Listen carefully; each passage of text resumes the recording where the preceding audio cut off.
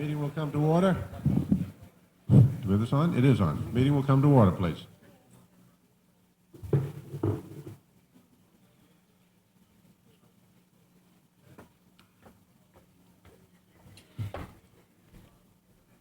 think before we begin, I would like to make a comment that I should have made last night and forgot.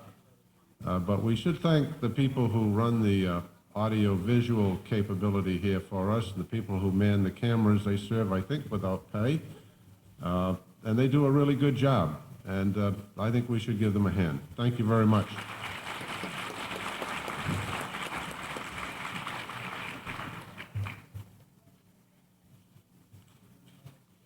Were they also going for the Quinn bill too, Don? Yeah, thank you. We'll begin with Article 11, dealing with the Acton public school budget.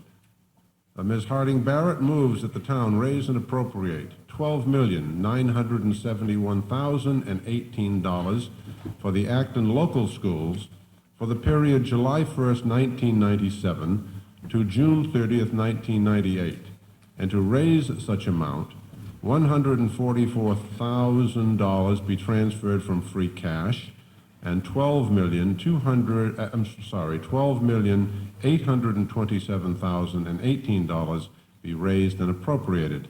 Do I hear a second? It's been moved and seconded. Ms. Harding Barrett. Thank you, Mr. Moderator. We ask your indulgence tonight for a town meeting in order for us to present the school budgets, the two warrant budgets, as well as the articles. We feel the town meeting is entitled to more than just a cursory review of the status of the school, since we do represent an investment of approximately $28.5 million for the town. We're going to present the budget in the following manner. As chair of the local committee, I'm going to introduce and give an overview of the Acton Public School budget, after which our superintendent, Dr. Zimmerman, and assistant superintendent, Bill Ryan, will present the detailed information. The same pattern will be followed with the regional budgets. Lee Stuntz, chair of the regional school committee, will introduce and give an overview of the Acton-Boxborough budget, followed by Dr. Zimmerman and Mr. Ryan, who will present the detailed information. Excuse me, Ms. Harding Barrett, let me just interrupt you if I may. The presentation is going to cover more than Article 11, is that correct? It's going to cover which articles? We're going to do Article 11 and 12. Both? And then and then we're going to do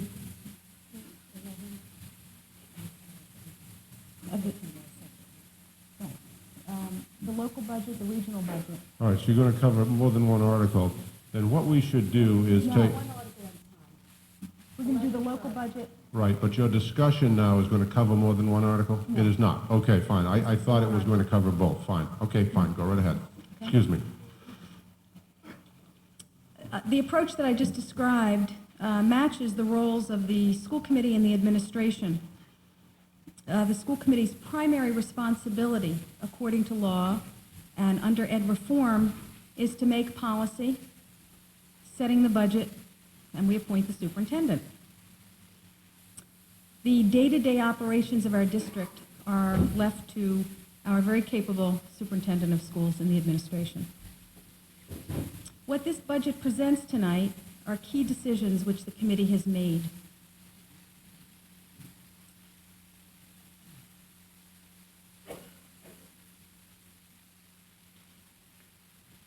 We've made an investment in our teachers. We're coming to the end of the first year of a 3-year contract, which was 2.76%, 3%, and 4%. Of our personnel budget, approximately 75% is devoted to direct classroom service. I'm going to give you a definition of direct classroom service.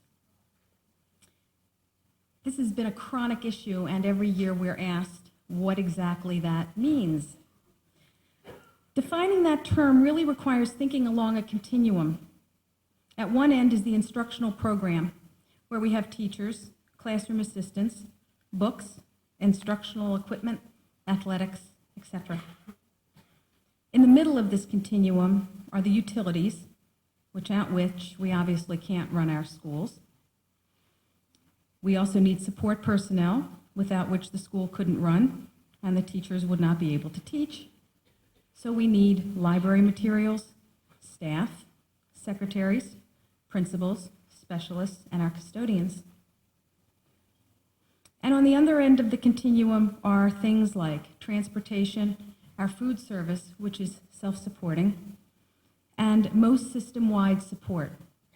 So when you look at this slide, and we say 75% is devoted to direct classroom service, it shows the personnel in the system. If you put together the biggest piece of the pie in the red, as well as the second largest, which appears in green, you get approximately 75% in direct classroom support service. We have required growth in SPED, special education. We're increasing the SPED budget by 10.4%, or 1.8 FTE non-certified staff and 1.6 FTE certified staff. These costs are for identified students and their special needs. These are students that are presently in our system. As you know, there's a concerted, or you may not know, but there is a very concerted campaign right now in the Commonwealth, mounted by a coalition of organizations, including the Mass Association of School Superintendents, SPED advocacy groups, to contain local SPED costs without negatively impacting the services required by students who are legitimately in need of SPED interventions.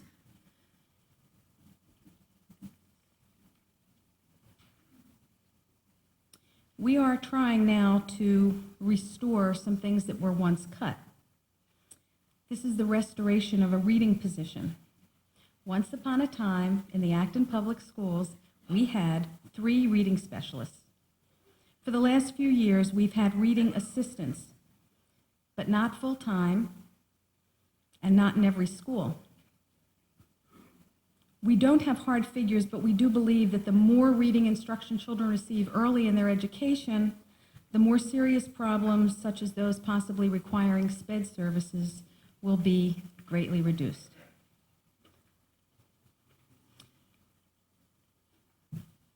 We have support for technology.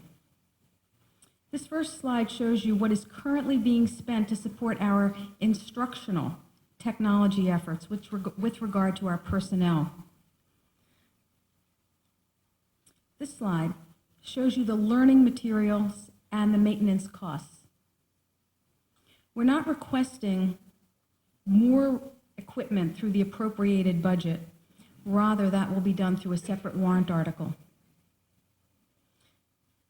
This third slide shows you the history of town meeting warrant articles which have supported technology in the past. We are, however, establishing technical assistance in each school. Not all the schools have had these assistants or the support for the last few years, and the infrastructure of our schools demands it. This still doesn't meet all of our needs in the area, since we have to support staff as it uses computers in the classrooms. We get that support now primarily through volunteers. Thank goodness for our volunteers in the Acton Public Schools.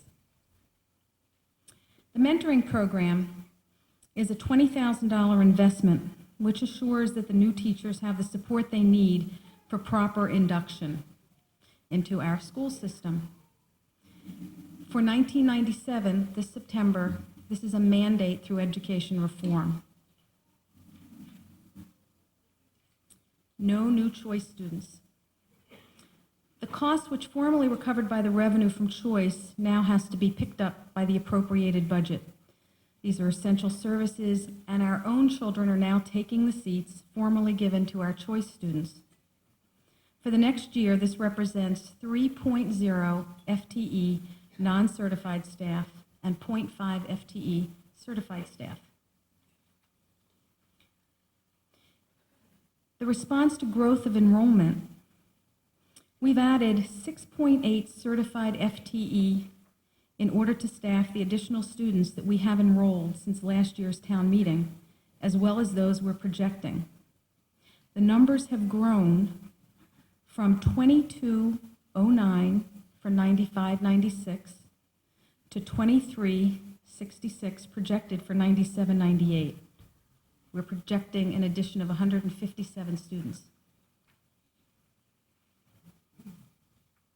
We're continuing the outsourcing of custodial services at one school.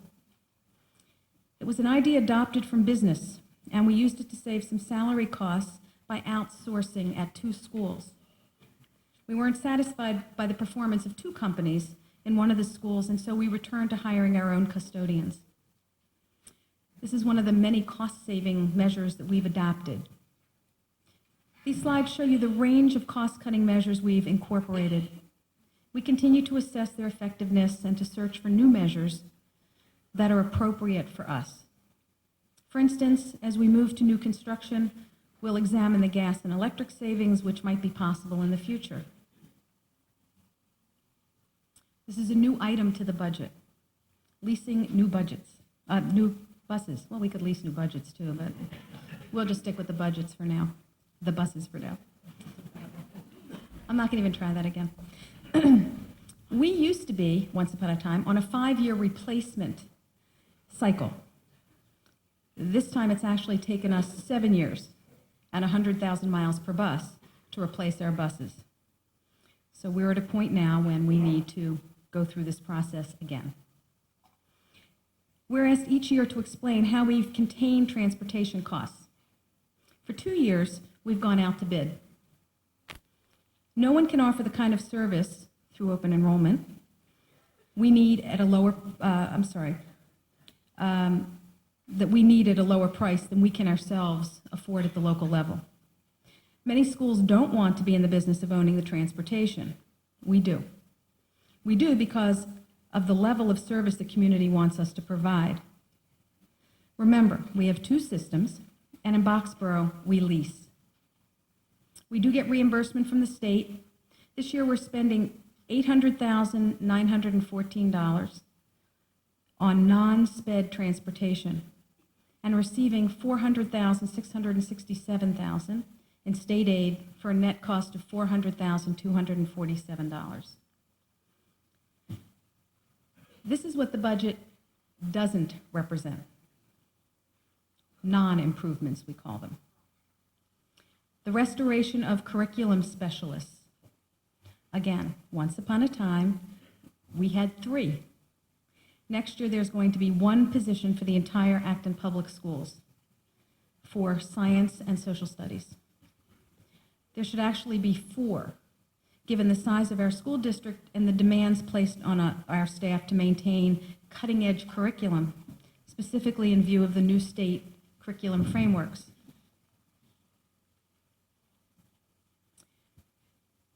No reduction in class sizes. While we have been extremely adamant about the need for smaller class sizes, and we know how valued they are, class size reduction has not been accomplished in this budget because of the absence of space to accomplish what our goal was. And also the principle of not forcing transferring of students from one school to another. The additional kindergarten, if we need one, will prevent the class size from increasing first kindergarten and then throughout the years if we maintain that additional section. This budget retains the classroom assistance we have provided in the last 2 years in order to relieve class sizes. 0.5 kindergarten teacher and 0.5 assistant. We also decided not to ask the CASE, which is our collaborative classes, 2 at McCarthy Town and 3.5 at Miriam to leave. This would create a problem for everyone, including us, because there are no spaces next year in any of the other school districts to which those children might be bused. In fact, if these classes were to move, we might incur other more significant costs. We currently have 4 students in the McCarthy Town CASE classes. These students could well translate into a conservative tuition cost of $130,000, and additional transportation costs of $100,000. Assuming that we occupied these rooms nonetheless, we would need 5 additional staff if we wanted to use all the rooms at a cost of at least $180,000 plus materials, desks, equipment, and all that go along with opening up new classrooms. No restoration of a maintenance position.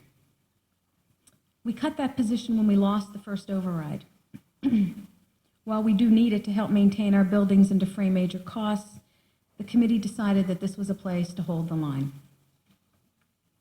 We've tried to provide as much direct service to students as we can without eroding the physical infrastructure so that we can deliver excellent direct service to our students. But this was one of those key decision points.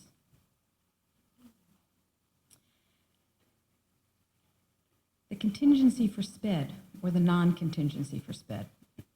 At least twice in the last 5 years, we've had to ask town meeting for additional funding for special education costs during the fiscal year. In the past, we've been able to maintain a contingency fund in the choice budget in case we had someone move into town, a child with special needs, or an additional identification of a student after the budget was already set was passed. This year, we cut the $50,000 from the contingency to get our budget again in line. That's basically an overview of what the committee went through to make the decisions we made. And now to our able superintendent and assistant superintendent, you can get all the details you ever wanted to know about the Acton Public School budget. Thank you. Before Dr. Zimmerman speaks, let me just make an announcement.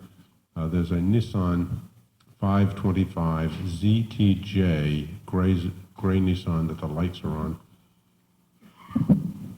Dr. Zimmerman, Thank you, your Mr. microphone. McKenzie.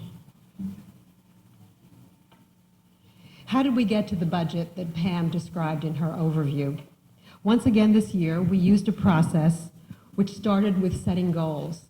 The 4 goals Excuse me, Dr. Zimmerman, I hate to interrupt you, but we need a motion to allow you to speak because you're not a town resident. No, it's my fault, not yours. Dr. Zimmerman is not a town resident, and certainly we want to hear her speak, but our custom is to ask the town to permit that, so I will do that now. All in favor of allowing Dr. Zimmerman to speak at this meeting, say aye. All say nay. It's carried unanimously. Dr. Zimmerman. I'm no fool. Thank you very much. Well, as I started to say, we begin with establishing goals. Each year, the school committee establishes goals for the school system. These are the 4 for this year, and we have every expectation, because they're complex, that 3 of them will continue into next year. Next, the school committee establishes guidelines, which we use in the development of the budget. I've taken 3 of those guidelines. There are about 12 or 13, and I'm going to give you one example of each of 3 so that you can see what we've done. The first one was to add classroom sections and support staff as needed. As you can see, we're adding 6.8 positions since town meeting last year. Pam showed you the slide that had the detail of that. Professional development, providing professional development is another budget guideline. You can see the history of the last 4 years, and even though we're proposing to spend close to $86,000, you'll notice that per teacher it's still only $36, and that's below the $50 requirement that the state puts out. The third guideline that I want to mention is to seek and find alternative or new sources of funding.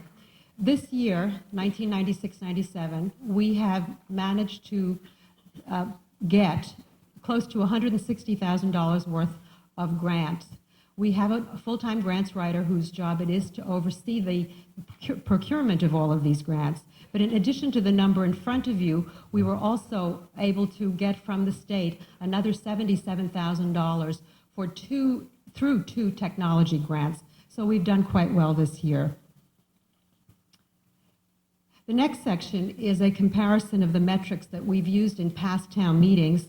We felt that those of you who follow these details would like to be reassured that we don't change the ground rules, and that we continue to operate, as we like to think, efficiently, effectively, legally, and morally.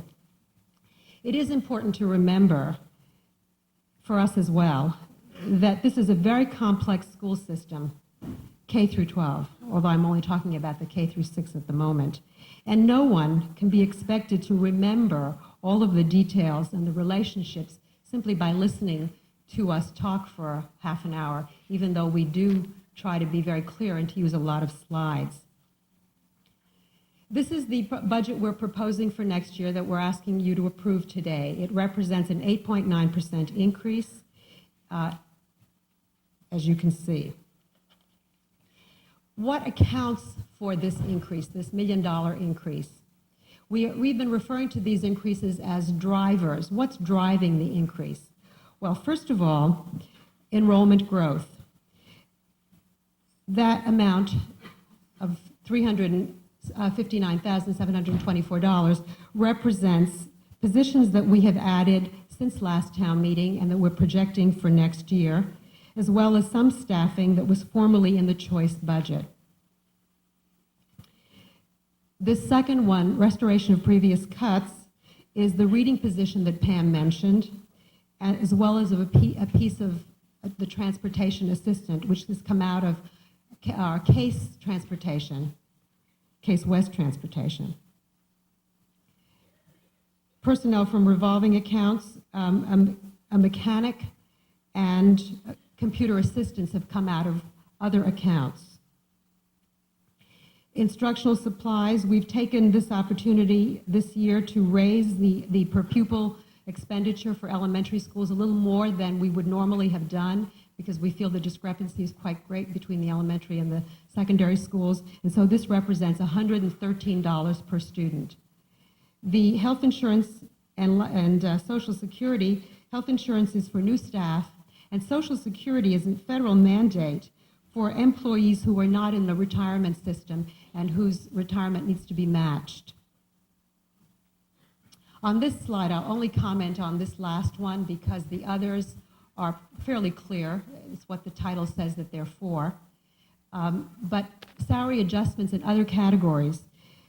Salary adjustments refers to the increases that all the personnel in the district have received. This includes step increases, it includes column increases for teachers, and it includes those three things: increases as a result of the salary schedule increase, as well as steps and columns. This other category is everything else in the budget that isn't listed, that wasn't listed above, and that is an increase of by an inflationary amount, which this year we chose as 3%. This is the 5-year history of the budget, and as you can see, we are continuing to go up. There's no question about that. But I think it's important to remember that we're continuing to go up because we are continuing to have young people that we have to provide for. Our enrollment goes up, our budget goes up. And the other important thing to observe is that most of our budget is people. This whole section is salaries and benefits. We are a people enterprise.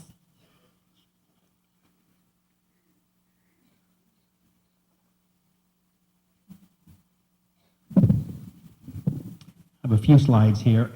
Again, this slide, Acton Public School rising in enrollment, as you can see, during the period from 1992-93 through our projection for 1997-98, the Acton student enrollment has increased. If you looked at just the Acton column, there isn't a total there, but that would be 422 students. If you looked at the school choice column, in point of fact, that's decreased by 56 students. And during this period of time, we've had a total increase over the 5 years of 366 students. If you went back to FY '87, which was the low point of the Acton Public School enrollment, we've experienced an increase of 779 students at the elementary level. Certainly that's more than an entire school. If you look at the period for 1995-96, again through 1997-98, the total increase in the Acton Public Schools is 157 students. During the same period, school choice enrollment has decreased by 18 students. Certified staff has increased by 13.27 FTEs, full-time equivalents, and non-certified staff has increased by 25.7 FTEs, and we'll talk about that in a minute. The top of this slide deals with Acton Public School average class sizes. They increased in 93-94 and have remained relatively stable since then. The second part of this slide shows the number of classes below 20 and the number of elementary classes above 25. As you can see, we had a dramatic increase in 93-94 in the number of classes above 25. We went from 4 to 32. That was the year we lost the override. There are currently 25 classes that are over 25, which we feel is, at this point in time, is still too high. Since 1995-96, we have made a conscious effort to increase funding for classroom materials and supplies. This would include things such as textbooks and workbooks. Keep in mind that this category is only 3.6% of the total proposed budget. Certified staff has increased by 3.29 FTE from FY97 to FY98. This increase includes a 1.0 teacher at McCarthy Town, a 0.5 kindergarten teacher at Merriam. Lisa mentioned a reading teacher, a 1.0 SPED teacher, and then some small pieces, 0.3 in speech and language, 0.3 psychologist, and actually a reduction of 1.0 in terms of curriculum specialist. Non-certified staff has increased by 6.44 FTEs from FY97 to FY98. This increase includes 3.15 computer assistants for the 5 schools, 1.8 SPED assistants, 0.5 kindergarten assistant, 0.7 secretarial assistants for the elementary schools, and 0.5 of a mechanic.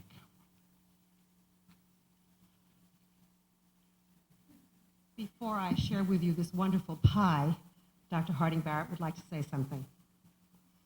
I feel very negligent in my duties, but I forgot to introduce you to the people that keep the school system running, other than our superintendent and assistant superintendent, my esteemed colleagues on the school committee. Lee Stuntz, who is chair of the Acton-Boxborough Regional School Committee. Mickey Williams, who is the secretary of the Acton-Boxborough Regional School Committee. Mike Scanlon, Phil Zellico, and Nancy Banks, who is secretary of the local school committee. Please forgive me.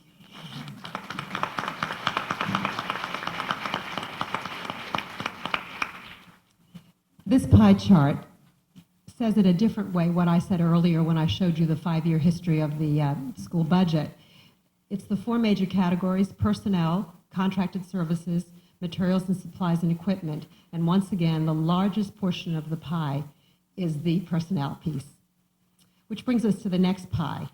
This is one of our problems, one of the problems we have in the town of Acton, and that is that most of the school funds come from the local, from your tax dollars and other sources of revenue in the town. Only 11% come from the state. It's why it's difficult for us to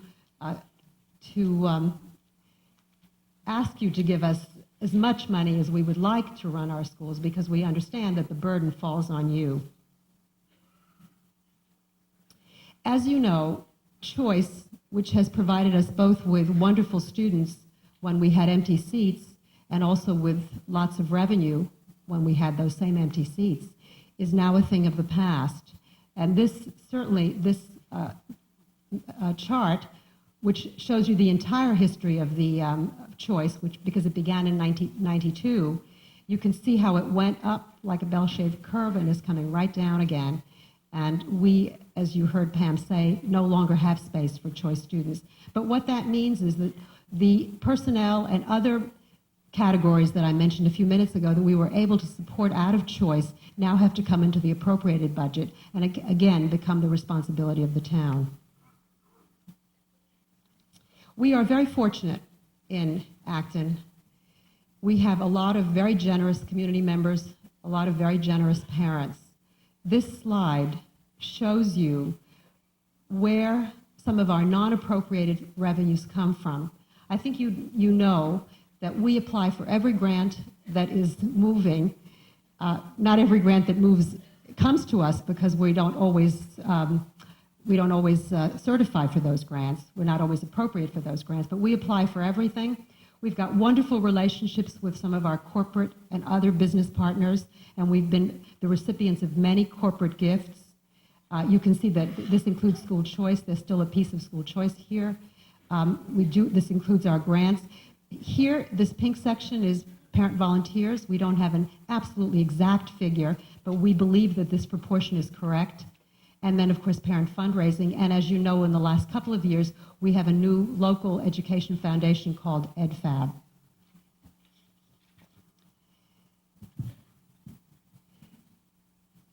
Let me review very quickly as the conclusion of this presentation of the Acton Public School budget. Our major challenges. As we go forward, 4 major challenges command our attention and our resources. They shouldn't be new to you, but when you see them all together, you can see what an incredible challenge it really is. The steady and significant growth in elementary students in both of our towns, by the way, Acton, 700 students in Acton since 1986, poses both space and staffing problems. For the last 5 years, as Bill indicated, the schools have grown essentially one additional school. What we've done, however, is not build a school, but made internal, invisible accommodations. Most people outside the schools don't know about those internal accommodations. And what's happened is we have larger class sizes, less specialty space. We use closets, we use basement areas for instruction. Those are some examples of the accommodations we've made. And whatever decision we make for the future, and you'll hear a little bit more about that shortly, we already have some significant problems for next year, and those will come to you in Article 23. A second concern is that we're coming to the end of choice, as I said a few minutes ago. Not only will we lose the unique contributions of those students, but we will lose the revenue, and everything that is in the choice budget has got to come into the appropriated budget. The third challenge is the need to maintain our infrastructure. The infrastructure, the school buildings, the school facilities are an incredibly large investment of the town. During the last 3 years, you have been very generous. You've supported warrant articles to improve the facilities for health, safety, maintenance, and ADA, and technology. We've been able to make some mandated changes in ADA, as I mentioned, in Title V.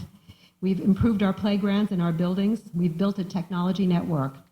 All 7 schools are networked to each other and to the internet. The town's investments in the network has made possible many gifts from businesses and corporations in the community and outside the community. Again, more about that when we present the article, the special warrant article. And the fourth challenge, which is one you've probably been hearing a lot about recently, especially if you've been reading the Boston Globe, is the challenge of special education. It continues to increase at a faster rate than the rest of the budget. We've already alluded to the fact that we have got to increase our budget to deal with SPED, and that issue will come up again in Article 13. So while we've made progress during the last few years, we still have the need for additional resources to continue to provide the kind of quality education that you expect and that we want to provide to your children. And so we ask you, for all of those reasons and all of the figures that we've shared with you, to approve the Acton Public Schools budget for FY98 of $12,971,018. Thank you, Mr. Moderator. Good, thank you very much.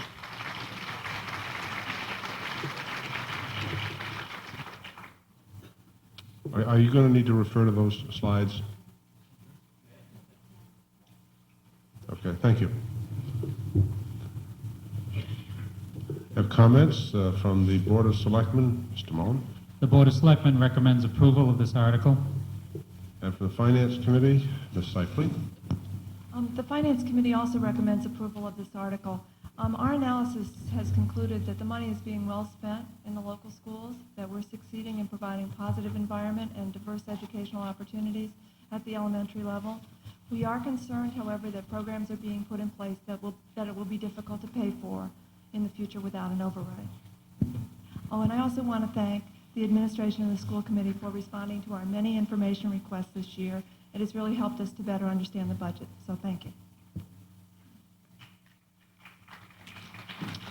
See, it is now open to the town meeting members. I'll recognize Mr. Cadillac first.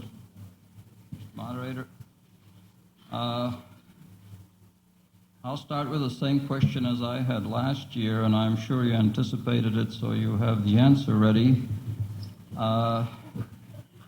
Compared to what was projected this time last year to what actually happened in the current fiscal year, we have an additional 9.7 non-certified staff and 1.2 certified. Could you tell me how much that cost and where did the money come from?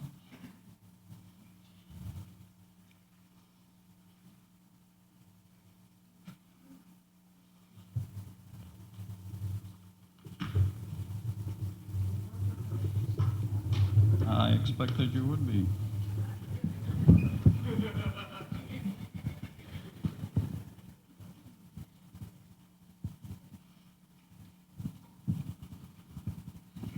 The first column on the left shows the staff that we added after you voted the budget at town meeting last year.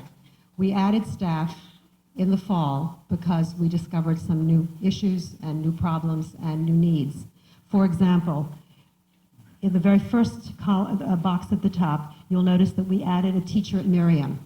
We discovered that the 5th, 6th grade at Miriam was much, much too large when school started, and we simply split the classes and added one. So that's the first set of, that first column represents what we had to add after you approved the budget last year. The middle column represents what we have to, for next year, to reallocate from other sources. For example, the choice budget, which no longer is a source of revenue for us. We no longer have that. And then 1997-98, the last column represents the new positions and adjustments that we're requesting. The total, as you can see, is 25.14 FTE, and that mixes both certified and non-certified. And the cost is $500,000, $524,614. Where we got the money for this year's changes, we were able to achieve some savings by the difference between people who left our school district and the people that we hired. And how much was that?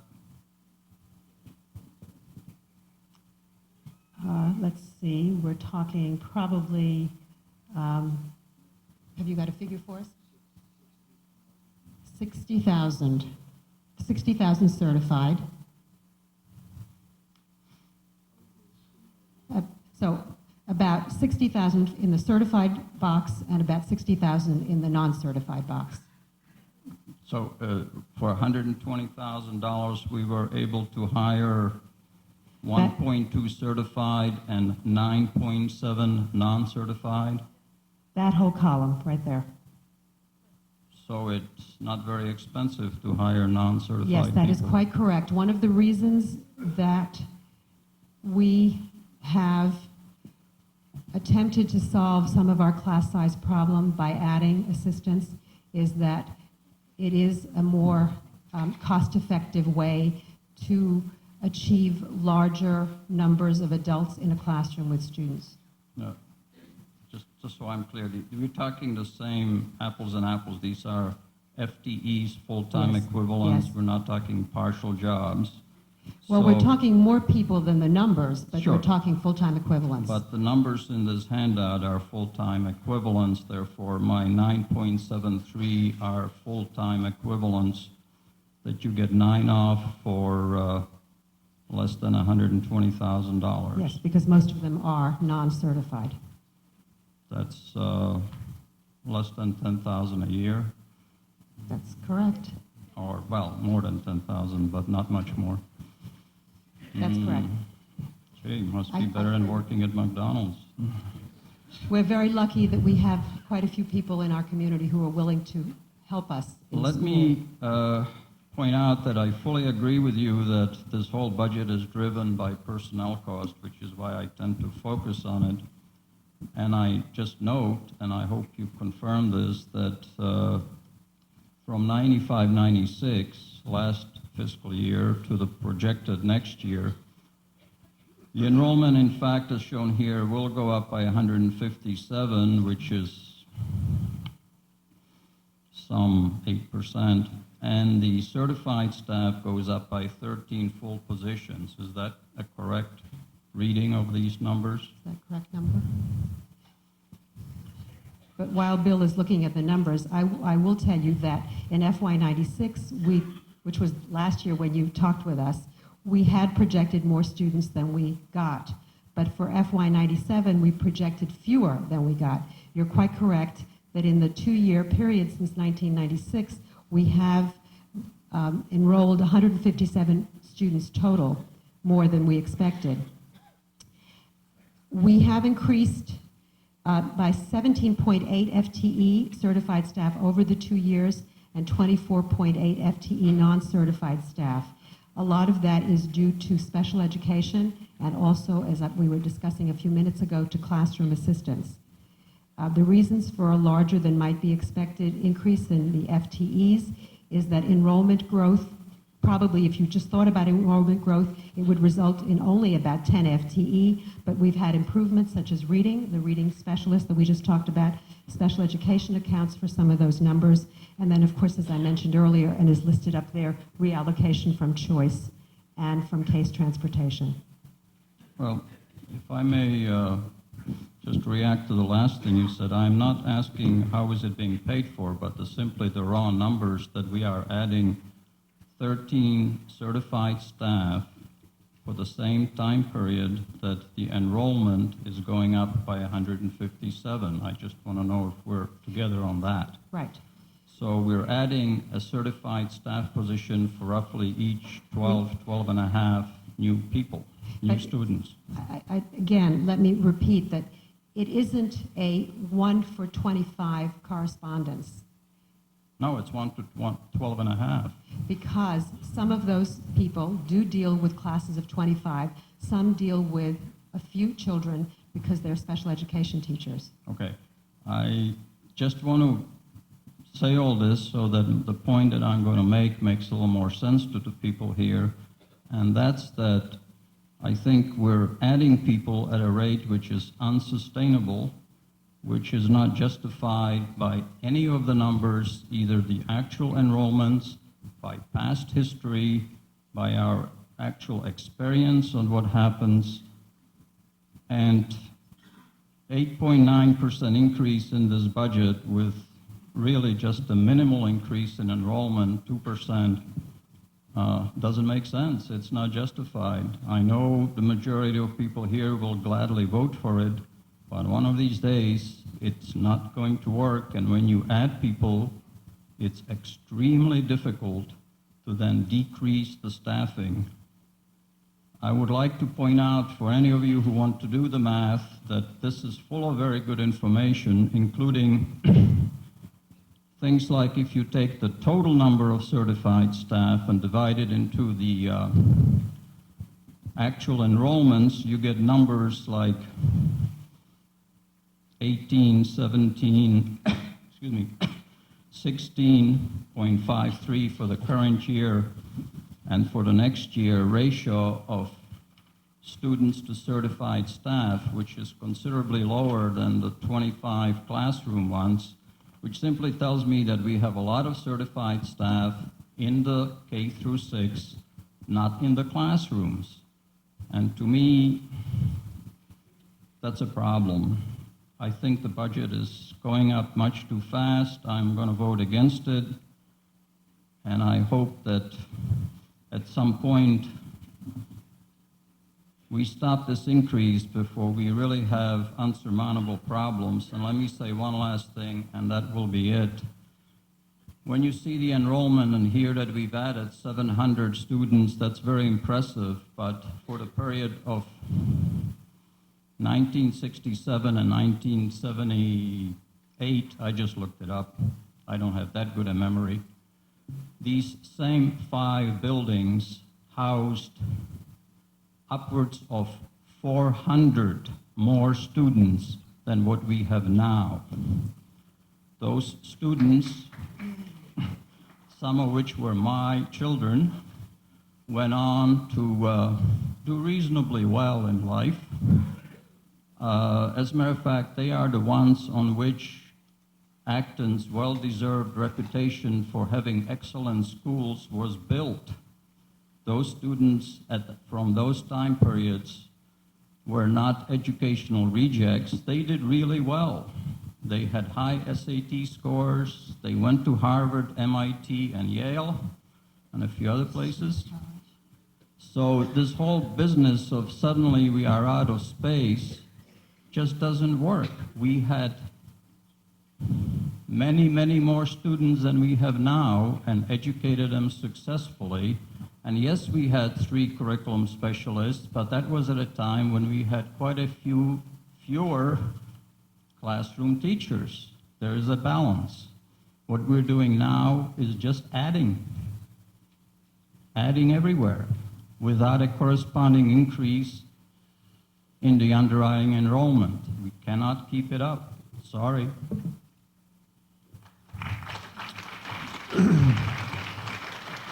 Dr. Zimmerman, did you have a comment that you wanted to make regarding Mr. Cadillac's comments? I'd like to say a couple of things, if I may. Okay, let me just establish one thing. Did you have, Mr. Cadillac, a question that you wanted Dr. Zimmerman to address or not? No. No, okay. Then Dr. Zimmerman, I would think your remarks should be relatively short. Very so that short. we could get other people to speak. Very short. I just simply want to say that Mr. Cadillac is correct. We are adding many staff members who are not classroom teachers, and that's because we have a special education program that meets the needs of individual students whom we have identified and who need those services. And then secondly, I just want to say that he's quite correct also that when his children were going to school, and when many of us were going to school, the school was different. It was true that these schools held 400 kids, but they didn't have to offer the variety of services that we now offer that are expected. Teachers didn't teach the way they do now.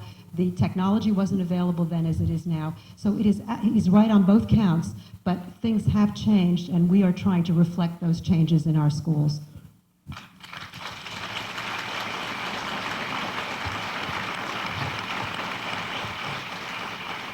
I'll recognize the gentleman at the front microphone. Thank you. Malcolm Krongel, Parker Street. I have several questions and a comment that I hope will guide your presentations in future years because it's too late for this year. For a group of professional educators, you used a remarkable amount of undefined jargon. I would like to know what case is and what choice is. I can kind of guess at choice from the context, although I don't know for sure. I haven't got a clue what case is. So why don't we start with that? Could you answer those, please? Certainly be happy to. I'm really sorry we get so used to using these terms. CASE is the Concord Area Special Education Collaborative of school districts in the area surrounding Concord, including us. The collaborative provides special education services for children who need them at a much greater savings than we could do them as individual school districts. So we belong to this collaborative to achieve savings in the services that we provide. Okay. And choice, would you like me to? Just in Very- case I'm guessing wrong, please. And Very there may be briefly, others. this was a state mandate that allowed school districts to announce if they had empty seats that they would take children from other school districts who chose to come to those districts. Mm-hmm. So it's called a choice program. Money from those districts follows the child to the district the child chooses to go to. Okay, that's what I thought, but wanted to be sure. The suggestion for future presentations is that I was really disturbed at the number of uneven comparisons you had in your presentation. You're presenting your year-to-year budget increases and justifying that, at least in part, by showing us enrollment increases and other things that happened over the last 2 years, over the last 5 years. You showed what I believe was a 55 student increase from last year to this year. You referred to 157 over, I think it was 2 years. Just now when you were talking with Mr. Cadillac, you made mention of 55 and 157 more students than you expected rather than more students, period. you've got to be clear about it. If you're going to use year-to-year budget, use year-to-year people. Let's not get multiple timeframes in here so nobody can follow what in the world you're trying to tell us. And finally, I was really pleased to see the town able to hold its budget to a 0.9% increase this year. I understand that you've got different requirements, but for a 2% student increase, if that's correct, I believe that was based on the 157 figure, so on the 55 figure it'll be lower, but the slides went by too fast for me to calculate. A 9% budget increase really does seem out of line. Gentleman at the side microphone. Hi, Josh Chernin, 169 Central Street. I have several questions. Can you tell us over the last several years what the trend has been in enrollment versus the trend in the overall budget? Or to put it a different way, dollars per pupil. What is the dollars per pupil over the last several years?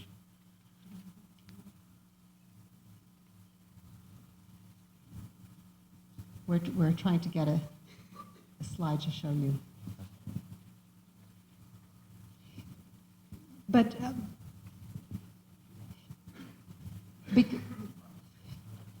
it's an old, yes. We took a dip in our per pupil expenditure in the years that we lost the override. There were 2 years where, although we were increasing in enrollment, because our budget was being held down, the per pupil expenditures were lower. We have in the last, I hope I get all these years right, in the last 2 years and hopefully next year, gone up again because our budget has increased, although our numbers have also increased.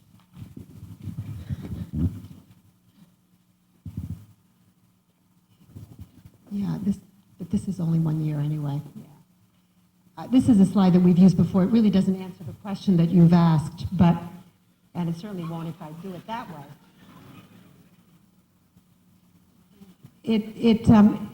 It shows the per pupil expenditures. Have I got it right?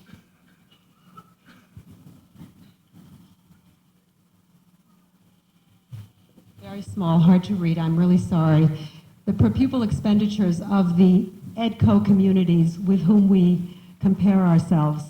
And although, as I say, it doesn't directly answer your question, it does show that we tend to be at the bottom of our comparison communities. So you see Acton and Boxborough down at the bottom, and Acton, Boxborough right in here.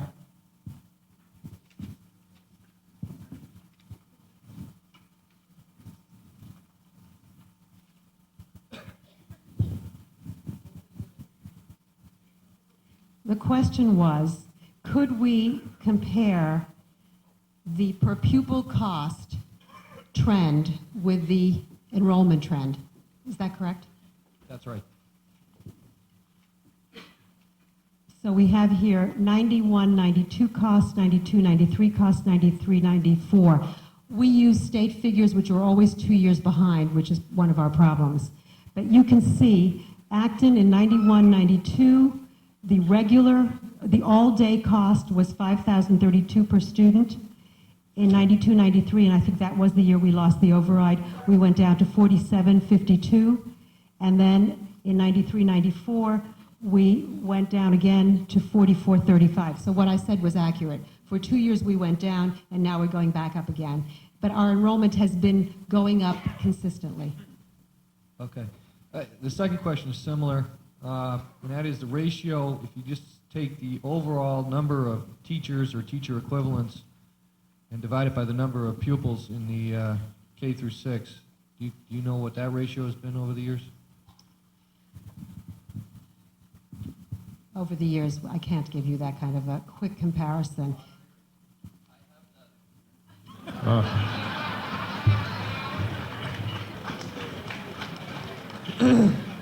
Actually, I don't care at all, but somebody here may, so go ahead if you've got the answer to the I gentleman's guess the question. difference is that Mr. Cadillac trusts himself to understand these numbers. I don't. Mr. Cadillac has the same document that I have, and from that document, I can give you enrollment figures. You all have it. It's on page 93, Just do the division.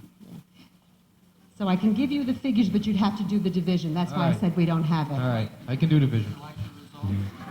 Now, I think that we ought to be able to ask citizens to do division, or the school system will get somewhat larger. I agree. I agree. It's a good exercise. Yes. Okay, last question. Any idea what the enrollment in the next 3 years, 5 years is going to look like, K through 6? Yes, we do. Nancy, do you want to answer that question? Mrs. Banks has been working as the chair of the ABC.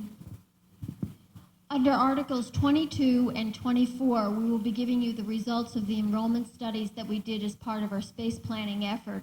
So if you would, I would ask that you defer that until we make that presentation. Okay. Thank you. I'd like to make a quick comment. It's somewhat in response to Mr. Cadillac. There's a blizzard of numbers here, and even those of us that try to pay attention to what's going on in this town can't begin to really grasp the efficiency or lack of with which those dollars are spent. It takes a great deal of time, a great deal of expertise, and you have to be very close to the situation. I work with budgets all day long. I understand them pretty well, but no amount of data that you could ever give us will ever really begin to come close to the real story. So when it comes time for us to vote on a budget of $12 million, there's an awful lot of trust involved. I'm going to vote for the budget because if I'm going to be wrong, I'd rather be wrong on the side of the students. I don't want to cheat the students. It's the most important investment that we're ever going to make. At the same time, I do question, just from some of the gross numbers, whether the dollars are being spent as efficiently as possible. So I guess what I'm really saying is we're trusting in you, and I know you're doing your best. Thank you.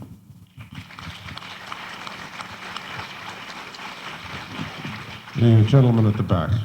No, go ahead, sir. Mr. Moderator, the gentlewoman up to my right has been waiting much longer than I. Well, that's fine. Thank you for ceding your position to the lady at the back. We'll let you speak now, ma'am. I hope you mean me. I certainly do. Thank you. I'm Marie Reed, and I'm one of the more senior citizens in this town and one of the ones who has lived here the longest. I can't help but be so impressed with the august group that I see before me, and I can't help but be unimpressed with some of the things that you're doing. Following Mr. Cadillac's remarks about the personnel focus of this budget, I thought I would do a little checking around and put a few things into perspective. For instance, I decided to check to see how much the governor of Massachusetts was receiving as his yearly salary, and it turns out to be $75,000, a whole lot less than maybe even our superintendent of schools, who gets $120,000 a year. The Attorney General of Massachusetts receives $72,000 a year. He is responsible for the safety and honesty of the entire state. He also supervises 200 staff attorneys, all of whom are licensed, of course. In addition to that, he also supervises 200 assistants, staff assistants. So there are 400 people that he has to supervise, in addition to making sure that we're safe and that we're all honest in all our dealings. It seems to me that the school committee and the finance committee should do some negotiating with this bloated personnel problem and see if they can't come up with some smaller salaries. Now, I will not deny that perhaps a PhD should get $120,000 a year.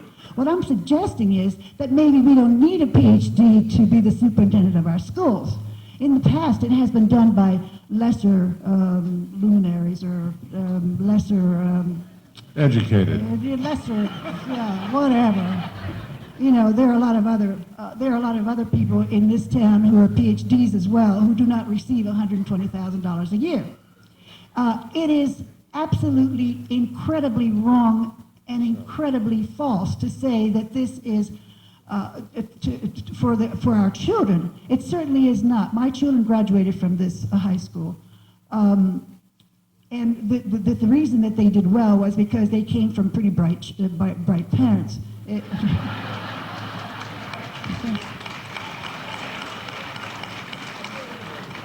Which is true about all the other students who have graduated from this high school. We have a very bright community. And as that being so, I can't believe that we're putting up with what we're putting up. Please, let's think about this. And please, let's don't be befuddled by all this other nonsense. Some of us are being squashed, and we don't like it.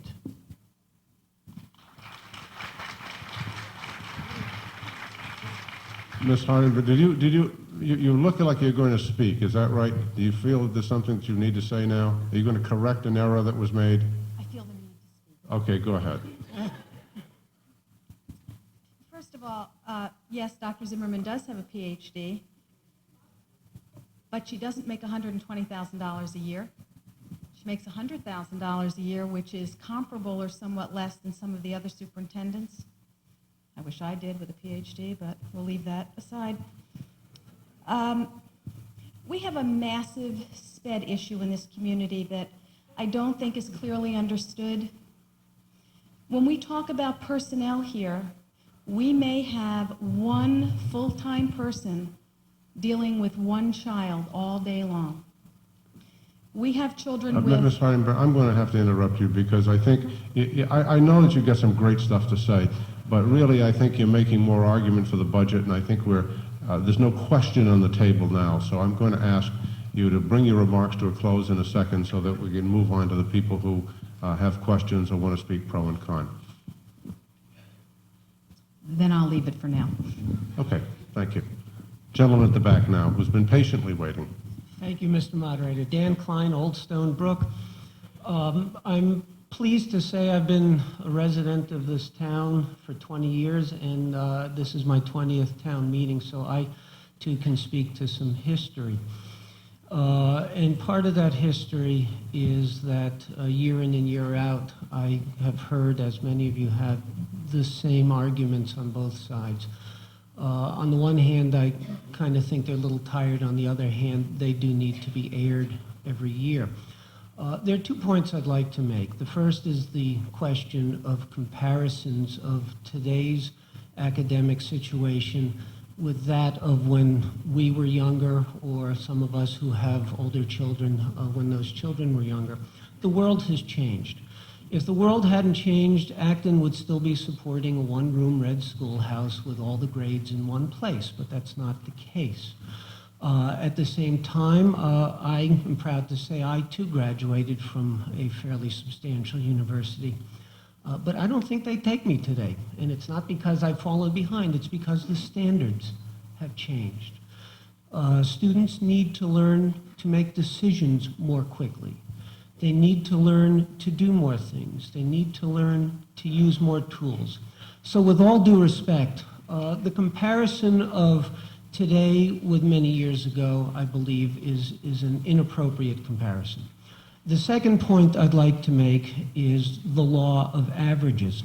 We spent a great deal of time at this town meeting and at all the others talking about cost per this, you're increasing this % of students and much larger % of money. These are averages. I would suggest to everyone who relies so heavily on these averages, if I told you that the average depth of Nagog Pond were 4 feet, would you walk across it? The point being that there are unique and special situations. There are needs that must be taken care of. The world is not average. If it were, we would be the same as every other town. Our real estate values would be the same as every other town, and they're not. So please, as we consider this budget, which I do want to say I do support and will vote for, please consider that it is not just a set of numbers. It is preparing the next generation of Americans to deal with the next generation of America.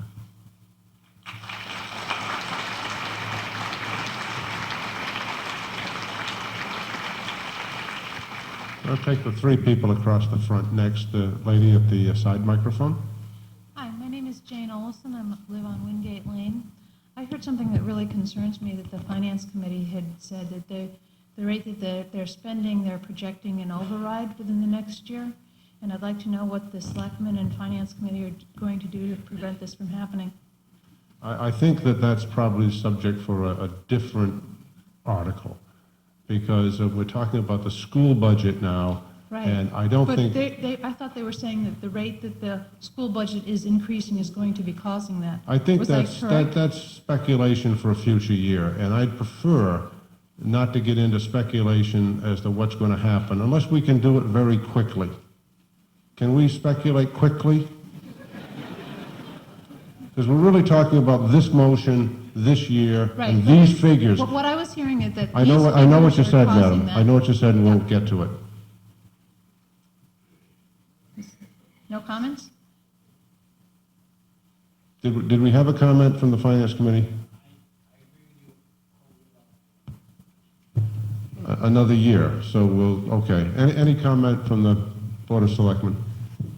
The only comment I would make, you asked the Selectmen and the Finance Committee what the school committee was going to do about the budget, which that was a little bit confusing. But I think from our... Well, you two approved the budget, so I was wondering if you were agreeing that there should be an override in the next few years. I think that certainly this board and the Finance Committee are saying that there's an operating deficit that is being built in that needs to be addressed, and it can be either addressed in a couple of ways. One is to increase revenue, the other is to cut costs. That either translates into, to follow through, that either translates into some type of override of a general nature or further cost cutting based on the numbers today. If you have a comment about this budget, this article under discussion, please go right ahead.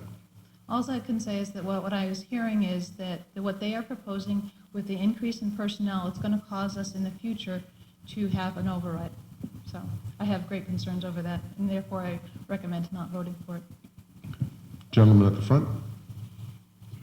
Very briefly, I was moved to stand because of Mr. Cadillac's comments, which are well taken in an environment in which the schools are fully staffed, in schools in which the class sizes are appropriate size.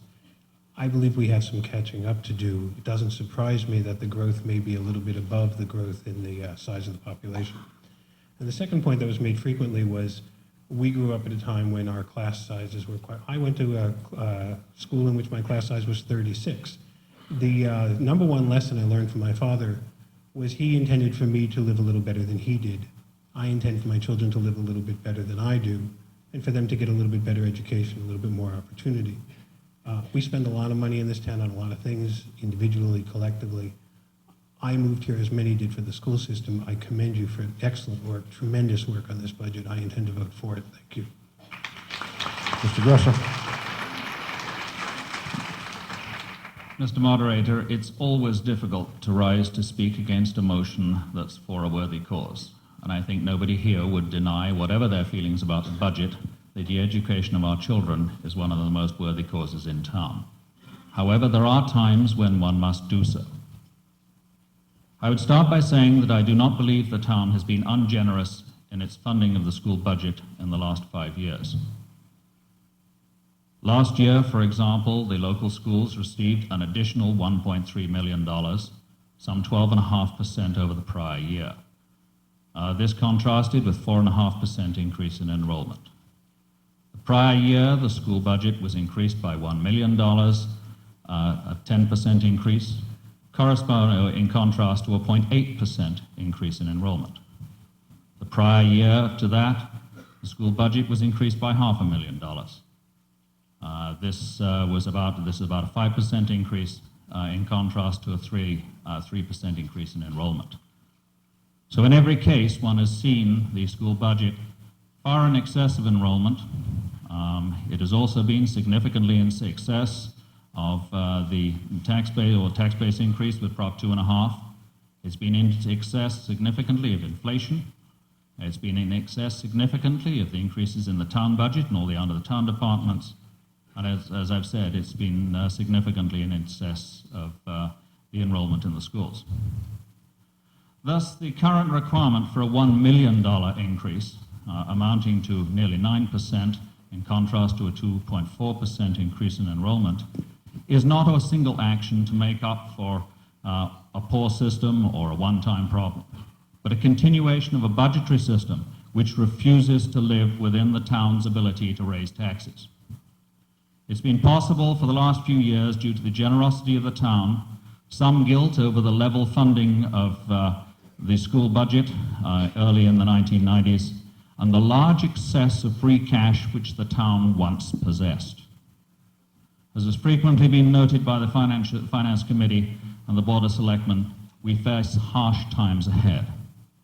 This year we will reduce the free cash to half of the recommended level, that's 5%, of the Association of Finance Committees. We face a growing list of major infrastructure expenses which will increase the demand for capital and the associated annual debt service costs. And to ensure that we're attractive to the capital market, we must be in the strongest financial position. We are also hearing early warnings of requirements for overrides, not just for next year, but for possibly several years following.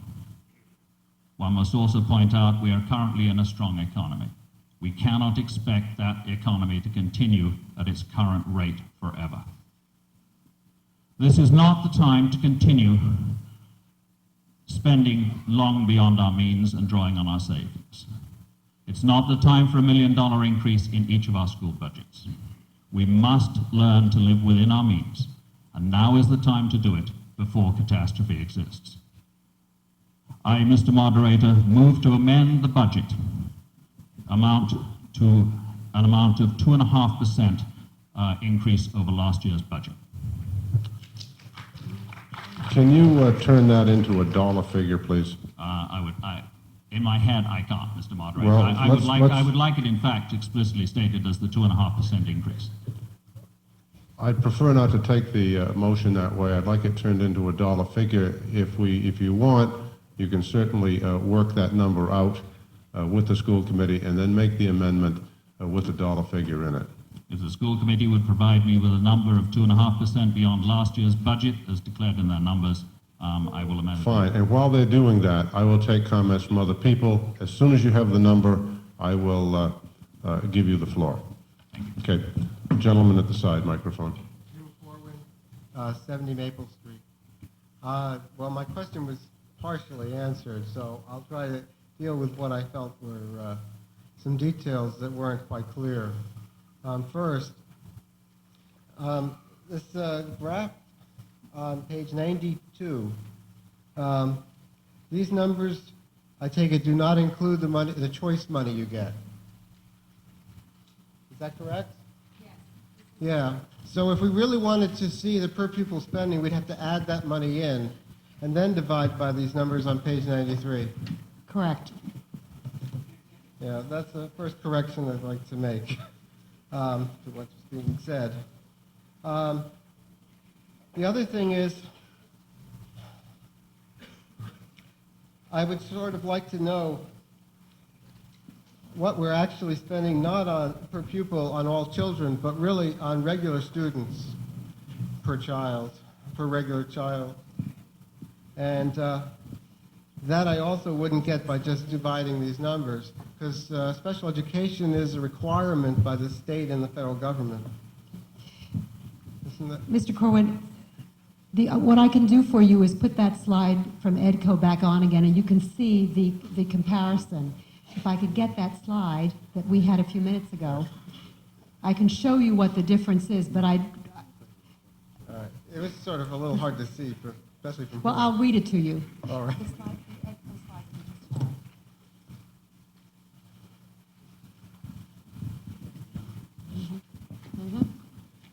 No, not that one, the other one. Compared to, yes, that one. Yeah, the all day, yeah, I want, no, the one that compares all day instead of regular ed. Wasn't that, where did we have that? Maybe it was that one, yeah, that one.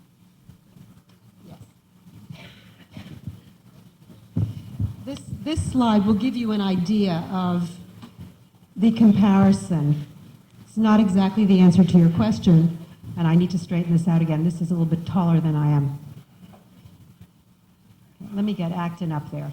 Okay. If you look at the Acton line again, we're going back to 91, 92. It doesn't matter because what I'm trying to show is the relationship.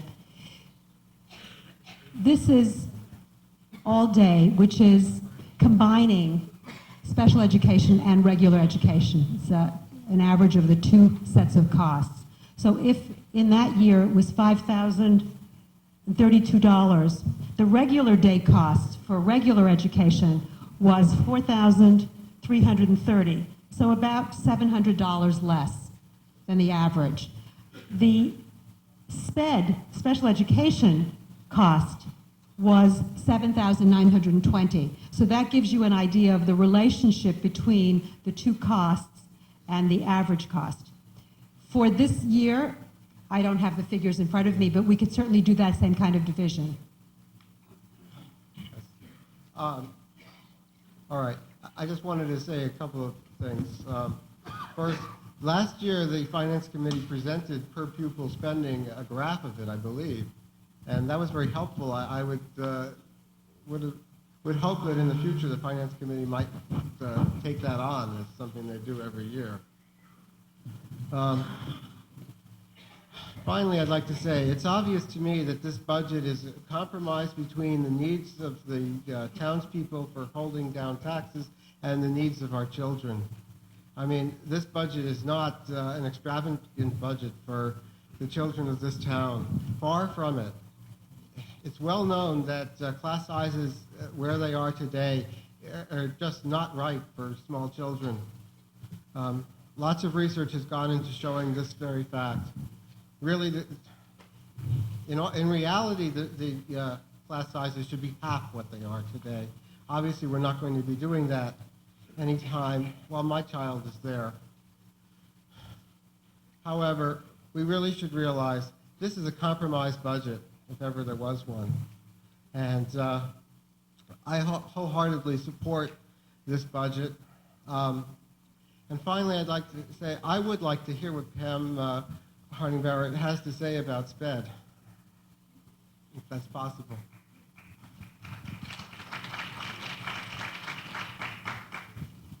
Now back to you, Mr. Gresser. Thank you, Mr. Moderator. Mr. Moderator, I move to amend the article to substitute for the value $12,971,018 to substitute $12,212,184.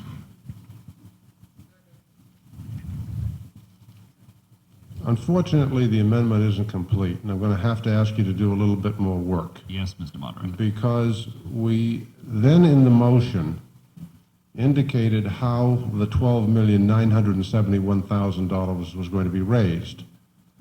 $144,000 was going to be transferred from free cash, and $12,827.18 was going to be raised and appropriated. I would delete those words. Yeah, you can't, because we have to identify how we're going to raise the money. So those numbers, to have this motion make any sense, have got to add up to your new number. So you took so many dollars out. You took roughly $700,000 out. You're going to have to subtract the number that you took out from either both or one of those numbers so it adds up. I'm sorry, but that only makes sense. May I then, Mr. Moderator, have a written copy of the original motion, because unfortunately I don't have it. It was never handed out to us. Yes, I'll tell you what, if you would come up here and see the town clerk, she has the written copy. Just come right up on the stage, and what I'll do is until we get the number, I'll continue to have people speak, and I'll recognize the lady at the back. Thank you, Mr. Moderator. Thank you. Michelle Holland, Houghton Line. Town council. I know the lady before me over in that corner tried to ask this question, so I'm trying and rephrase it. Would the lady from the FinCom who addressed the article to begin with specify what particular items might be override material? Is that possible? I mean, you seem to have some idea before when you started. I'm sorry, I had some difficulty hearing what you were asking. I don't have to hear everything here. In fact, it's better off if I don't. Ms. Seifley seems to have an answer. my question? I do understand the question, and I'll try to respond. We are spending at a rate. I think you have to speak into the microphone a little closer. The rate of spending is in excess of our current revenues. So we are dipping into free cash in order to cover today's expenses. So that means once free cash is exhausted, we will have a shortfall. And as Mr. Mullen said, there are two ways to deal with that. You either raise revenues or you reduce costs. And so a real concern is if we put programs in place and then we don't have the money to support them, we have to cut costs. So I'm sorry, you didn't mean that specific projects would be presented as an override, did you? I'm saying that the rate of spending is in excess of the rate of projected revenues. Right. Thank you. Okay, I'm going to go back to Mr. Gresser to complete his amendment. Mr. Moderator, I move to amend the original motion or original article to state that the town raise and appropriate the sum of $12,212,184 for the Acton local schools for the period July the 1st, 1997 to June the 30th, 1998, and that the entire amount be raised and appropriated. All right, fine. I understand it now. Thank you very much. Do I hear a second? All right. Your motion is, your amendment is ready to be spoken to. You have already spoken. If you'd like to say something to more to your amendment, go ahead. I think I've made the arguments that I intended to make. Basically, I believe that the school budget is continuing at a pace that is far in excess of the enrollment, is far in excess of the town's ability to raise taxes, and given the warnings that we have about the future harder times, I believe now is the time that we must learn the discipline to live within our income. All right, we have an amendment on the floor.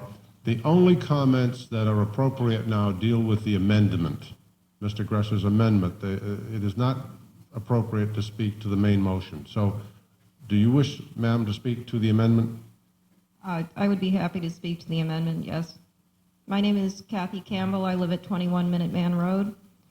I can understand the financial anxiety which would prompt such an amendment, but I think it is entirely inappropriate for us as members of town meeting to dictate to the school department and the school committee a cap on spending, which they would then have to figure out how to allocate, given that there are state mandates that require a huge amount of spending on SPED and other such things that we're not allowed to cut, and that would place the students who are not identified as SPED students at an enormous disadvantage.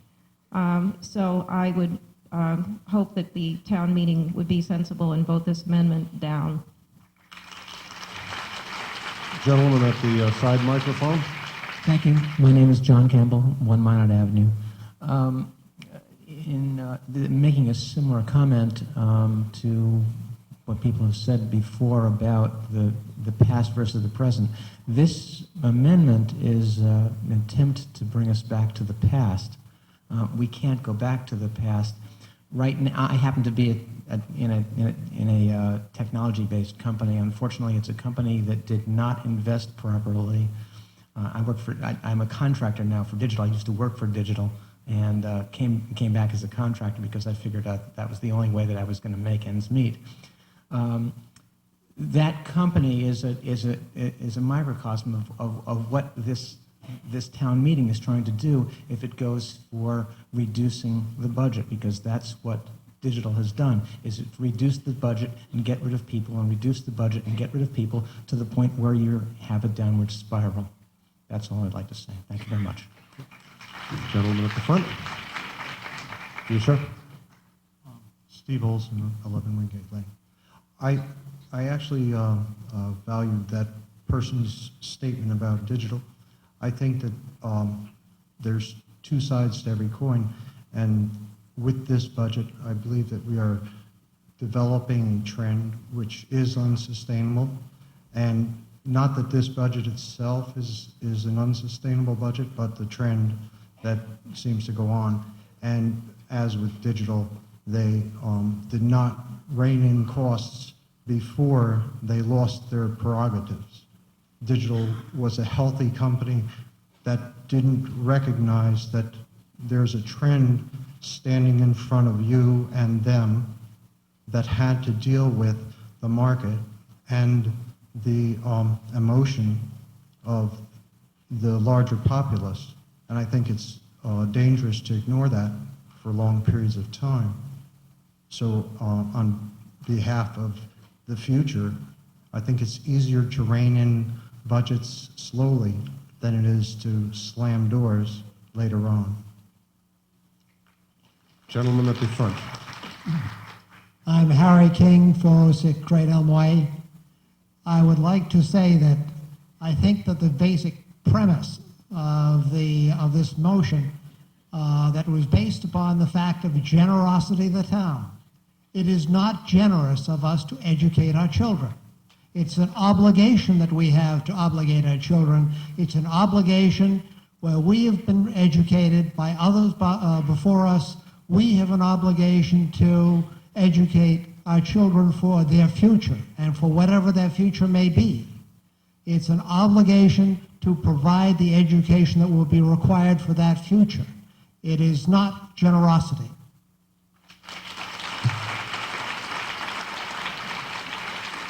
Gentleman at the front. Leon Morris, 55 Maple Street. I understand that the education of our kids is important, and I understand that if we could afford to give them $10,000 million, we would do so. The problem comes in just like companies, families, towns, the world, the nation as a whole. We cannot afford to spend beyond what we can provide. Therefore, we have just two options: either stay within a budget or increase the tax base in this town, which means reopening and rezoning and letting more people in to be able to provide this money that we want to provide well over what the present increase is. So therefore, we have to rein in somewhere. And if we don't do it now and we wait 5 to 10 years and say then, whoops, we made a mistake, we're not just penalizing the people now, we're penalizing the kids in the future. Let's do it now while we have the time and have the ability to make it an easy change and not a tough change. Thank you. The lady at the front. Hi, I'm Julia Burkett from Ticonderoga Road, and I can sympathize with both sides really, really well. And I think it's sad that we have to agonize over these two sides, because I think everyone leans towards both ways in many ways. And I had a question for Dr. Zimmerman. When you were discussing numbers, you said that, is it right that you said that 11% of the funds for the schools are provided by the state? And Excuse me, ma'am. Is your comment yes, confined to the amendment? Yes, it is. Well, it's Yes. hard to see how at the Okay, moment, well, so. if you can wait just 1 minute, I will make my point. I hope so. I will. All It'll right, be very good. short, too. All right, go ahead. And Dr. Zimmerman, 89% was locally funded. Is that correct? That's correct. Okay, I just wanted to plant the idea in people's minds tonight, right now, while everyone is here, that's amazing. And I think that we need to really start to demand more from our state and more from the federal government to help us to educate our children, because 89% is all coming from us. We're spending so much energy tonight talking about how we can do that, and the government is giving us 10% to educate our children. They're telling us what they feel that our children are worth, and I think that we need to stand up and demand that we deserve more. That's all. Thank you, Mr. Moderator. Fine. Did that have to do with the amendment? I don't think so. A lady at the back. Sandra Whaley, 1 River Street. I move the previous question. I'm sorry, you moved the previous question. Did I hear a second? All in favor of cutting off debate on the amendment, say aye. Aye. Opposed, say no. The debate is cut off. We will now vote on the amendment. All in favor of the amendment, please say aye. Aye. Opposed, say no. No. Amendment is lost. We're back debating the main motion unamended. Mr. Cady, you're first. Yeah, let's move the question again.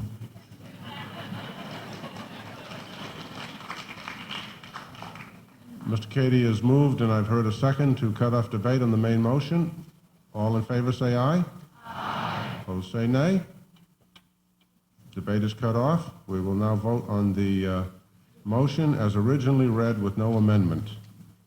All in favor of the motion as originally read, please say aye. Aye. Opposed say no. No. The motion is carried.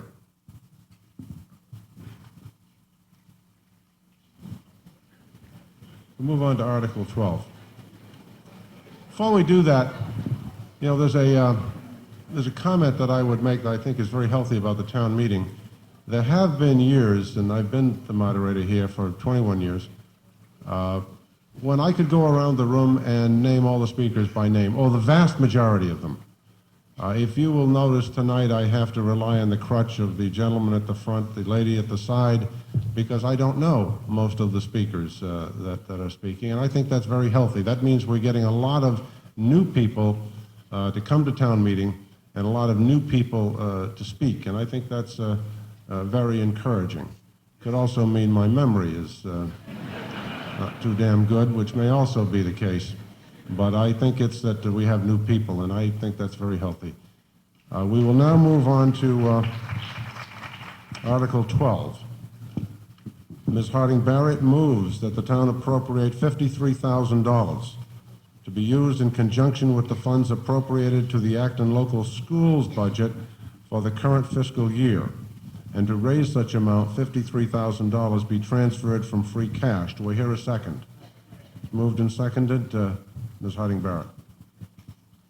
As you may remember, the school system commissioned a SPED review 2 years ago.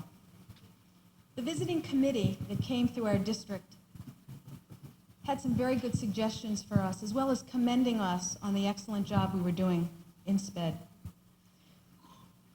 We're implementing some of the suggestions that they made, but the costs are not diminishing at all.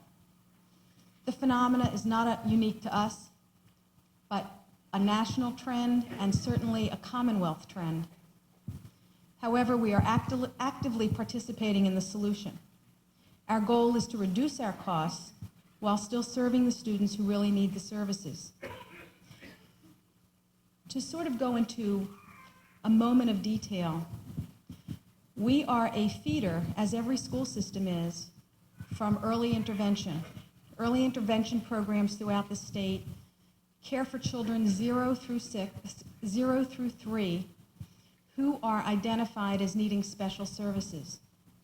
Because of technology, many of our very, very ill children are surviving today. These children, as they come into our system, many of them have severe developmental disabilities. We often need one teacher or one aide to be with a child for the entire day. The costs are escalating. It's a state unfunded mandate, which you'll hear sort of become the catchphrase now. And we feel we have an obligation to educate all of those children, all of our children. And as these costs have become way out of the means of every community in the Commonwealth, what we're doing is we're working through our legislators. We have school committee members, Nancy Banks and Mickey Williams, and one of our regional members from Boxborough on a legislative committee. We have, I believe, a state representative and a state senator who are very much in favor of changing the formula that Ed Reform has proposed for us so that we, in fact, can get more funding to provide the education that any of us, were we to have a special needs child, would be able to afford to that child. Because we all want our children to have the maximum educational benefit that any district can provide. So all of these children are part of us and part of the greater community of Acton. So this warrant article is a transfer of not a great deal of money, but I felt I needed to sort of respond to Mr. Corwin and to let you know that this is a major problem that we are clearly trying to address. Thank you. And now Dr. Zimmerman will continue with the details of this program. This is not a request that we make happily or lightly. Frankly, it's always a little embarrassing to come to the town meeting and say we need a transfer of funds for the current year, because people will say, well, why didn't you anticipate? Why didn't you provide? Something must be wrong. Maybe that issue of trust really is something that we should be looking at. When we look at special education, we plan for the following year based on the number of students we have in our schools who have needs and what the cost of servicing their needs is. We also look at the children coming in from early intervention and try to anticipate what their costs, what the cost of serving them will be. But we cannot predict if someone moves in or out with a special need, and therefore we sometimes find ourselves in a position where we don't have as much in the budget as we should.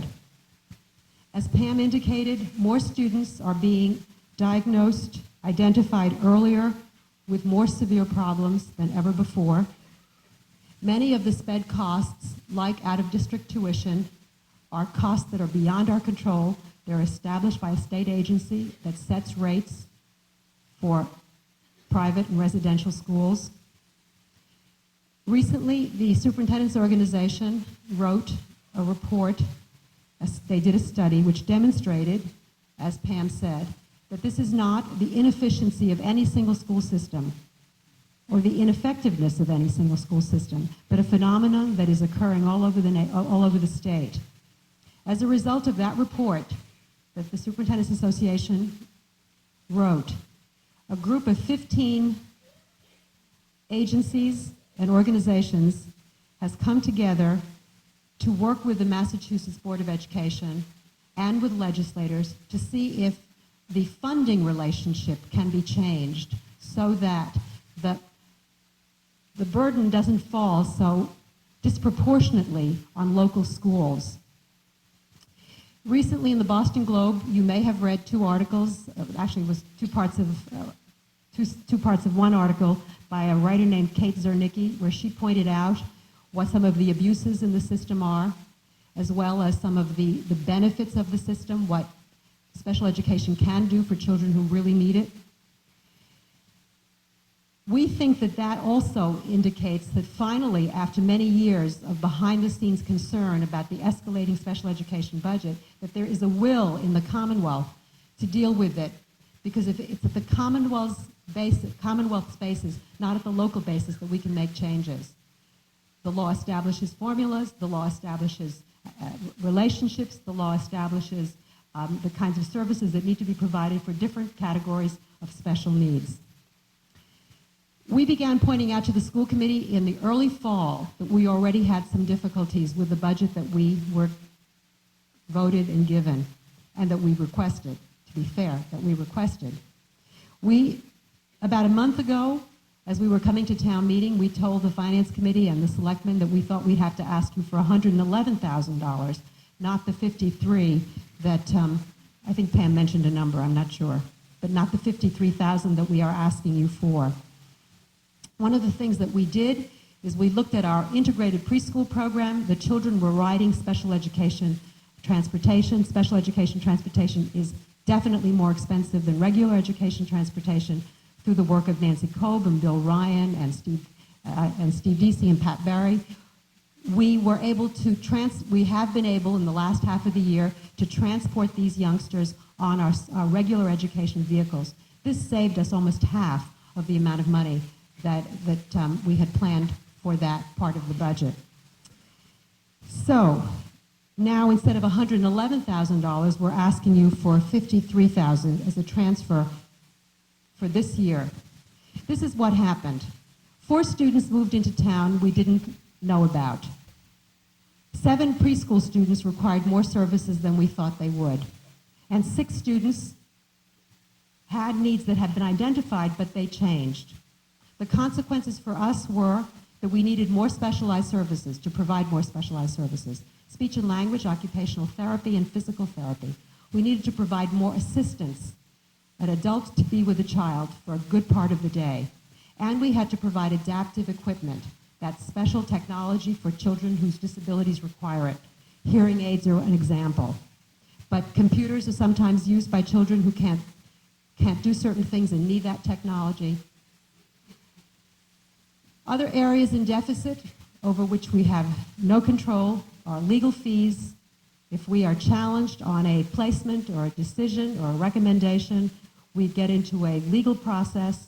Parents have a right to put us into that legal process, but we have to pay for our lawyers, and if we lose, we have to pay for their lawyers. And then independent evaluations. Parents are entitled to go out and get a third party to evaluate a child. Those evaluations sometimes conflict with our evaluations. All of these things have happened this year. As a result, we are $53,000 in deficit. What have we done? We've frozen the budget. We've frozen textbooks. We've frozen some materials and supplies because those are the only places where we have any discretion at all. We don't think that that's what should happen. We don't think that these unexpected costs for legitimate needs of children who are our children should be taken out of the hands of the rest of our children. So we feel that these unprojected costs, which will go to cover legal fees, SPED assistance, that special education equipment outlay that I mentioned, as well as the kind of specialized services that I mentioned, we don't think that this should come out of other children's instructional supplies and materials and textbooks. And that's why we've come to you to ask you for something that we don't really like to ask you for, particularly given the discussion that we just had, that we certainly understand. We understand both points of view that were expressed here today. But nonetheless, we are requesting a budget transfer of $53,000 to cover our unanticipated costs in special education. I also want to point out that this is a perennial problem. This is not the first time we've come to you. It may not be the last. You recall that the school committee did ask us to eliminate our SPED contingency. SPED contingency is the money that we put aside to take care of some of these unexpected costs. But in trying to get the budget down to the leanest point that it could be, we made some tough decisions. So, again, let me ask you if you would approve transferring $53,000 for special education costs for the current year's budget. Mr. Moderator. The Board of Selectmen? The Board of Selectmen recommends the approval of this article. And the Finance Committee? We actually on this one divided our recommendation into two parts. We recommended budget transfers as a mechanism for providing for emergency situations before this particular article is raised. As far as the specific, and we do not see this as a particularly emergency situation. We think of a building burning down or something like that. As far as the specific request for $53,000 to cover the special education shortfall for the 1997 budget, we recommend against this. As you've heard from Dr. Zimmerman, we were told by the school administration that these expenses were identified during the first part of the school year. Some attempt has been made to reduce the amount of the request from the initial number indicated, and we commend that. However, and this was done by transferring dollars from other parts of the budget. However, when you vote for a bottom line budget, you vote and you expect that these types of transfers will occur. We applaud the action that has been taken to date. However, we would have liked to see a more aggressive posture taken in this area and believe there is still time for some aggressive posture. Therefore, we recommend against this article. Mr. Cadillac? Thank you, Mr. Moderator. I have a question. For fiscal year 96, which ended last June, the special education budget voted 2 years ago here was $884,332. For the actual expended amounts for fiscal 96, and I'm using what the school gives us, the amount expended for special education was $851,567, or some $33,000 less than budgeted. Was that money returned to free cash?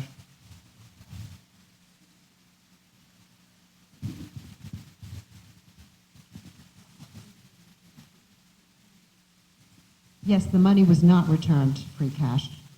We know it was not returned to free cash.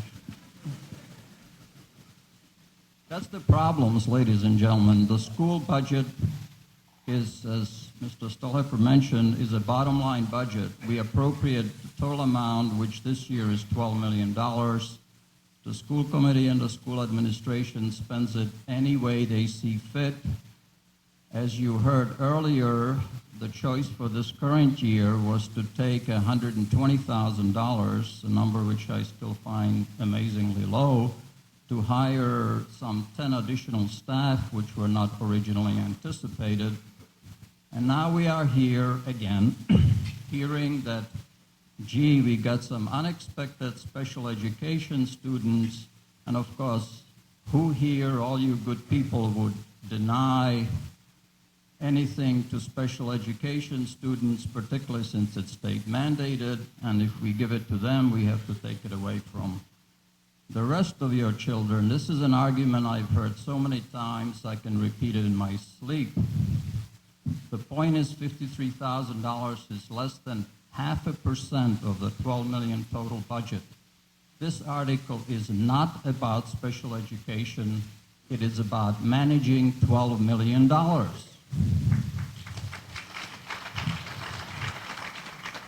You just heard that when there happens, and it happens all the time, the case happens when an actual expenditure is below the budget, the school administration spends it on something else. Much different from what our municipal side does, which is returning, hundreds of thousands of dollars a year from a similar sized budget of unexpended money to free cash. And I commend them for that. This is about managing budgets. We give them $12 million, and because it happens to be special education,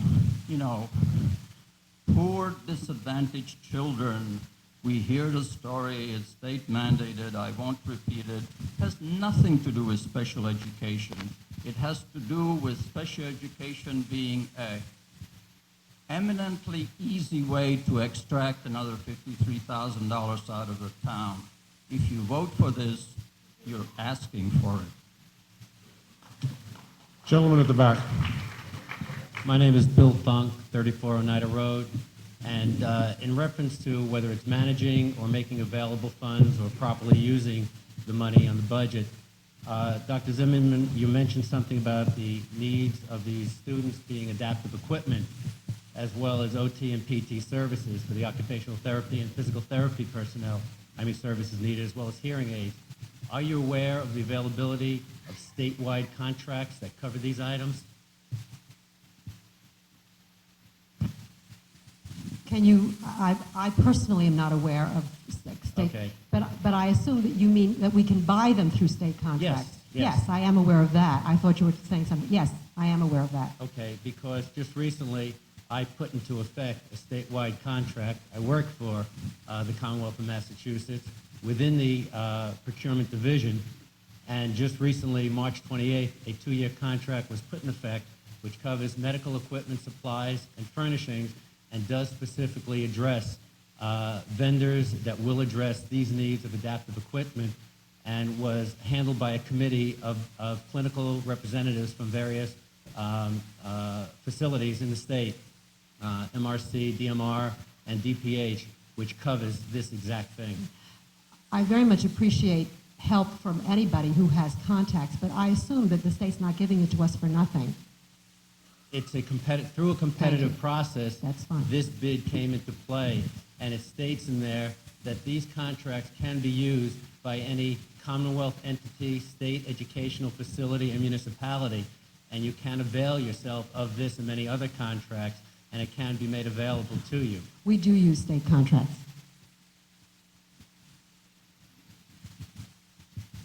Fine. Have we exhausted this? Please, I mean, we've got a great deal to do tonight. Yeah, I know, Bill. but there's there's some misinformation that I'd just like to respond to, if I could, just for a minute. Charlie, you're accurate in terms of one cost center, but there are two cost centers when you look in the budget book for special education. The one that you talked about, we had budgeted $884,000, we spent $851. The other much larger cost center, which is program 10, we budgeted $1,243,000 and we spent $1,277,000. So in point of fact, we spent the entire sped budget. Gentleman at the front. The last thing I want to do is be the person who, when you get up, you go, oh, him again. And I keep trying not to. But somebody has to get up here and say, you know, this image that Dr. Zimmerman and the school board is out there just frivolously partying away this extra money that comes up. Just, you know, spending it on God knows what, children. I object to it very strongly.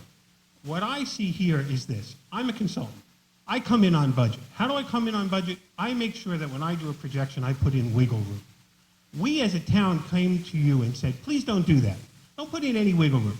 Cut it to the edge. If you run over, then come to it. Fine, you cut it to the edge, you ran over, you came to us, and we're going to slap you in the face with it and say, well, you should have managed, you should have figured. Not me. I'm for it.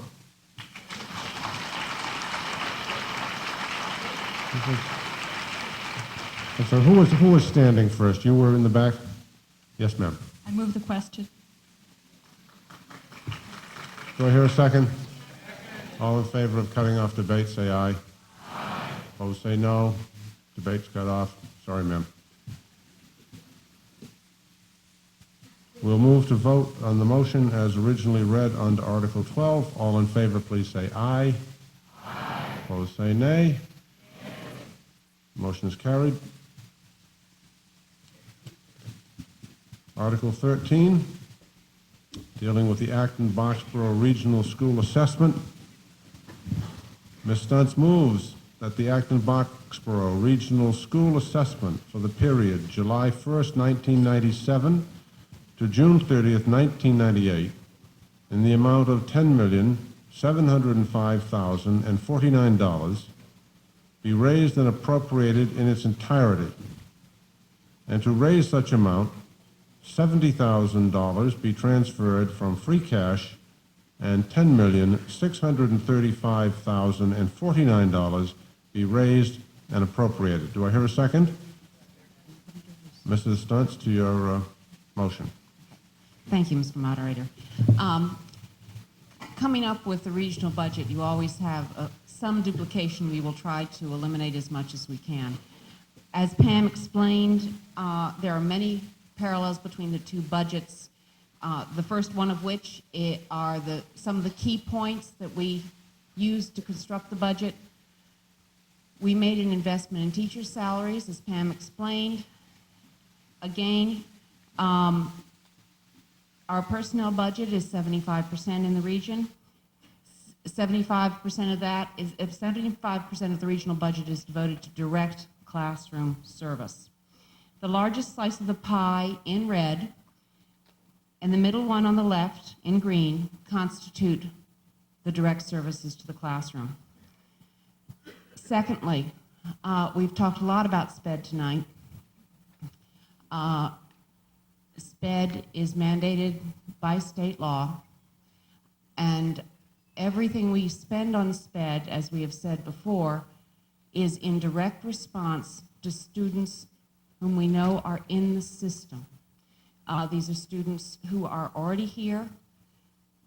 If someone moves in, obviously, in September, then we have to deal with that in September, as you saw from the last budget transfer. We are increasing the SPED budget by 19.2%, or 1.6 FTE of non-certified staff and 2.8 FTE of certified staff.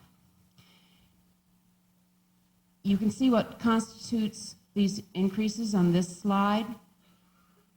Personnel and growth of necessary services is $152,000. SPED tuition, that's out-of-district tuition, is $120,000. SPED transportation is $85,000. SPED transportation is a significant figure in our SPED budget. SPED referral to specialists is $46,000. Another piece of the increase in the budget this year comes from the commitment to restructuring at the junior high. The principal and the staff at the junior high and we believe that teaming is the best structure academically and socially for 7th and 8th grade students. The principal has indicated that the cost of teaming, for next year is an increase in 3 FTEs and 6.7 FTEs for the following year. However, just with the increase in enrollment, there would be a necessity for 3 FTEs for next year, for fiscal 98, and 5.7 in fiscal 99. In addition, at the junior high, we need 3 extra classrooms next year.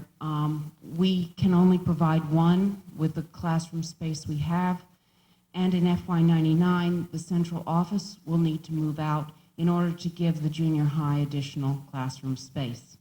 This is the first evidence, real evidence at the region of our growing enrollment problem, which has been dealt with in the public schools now for a number of years.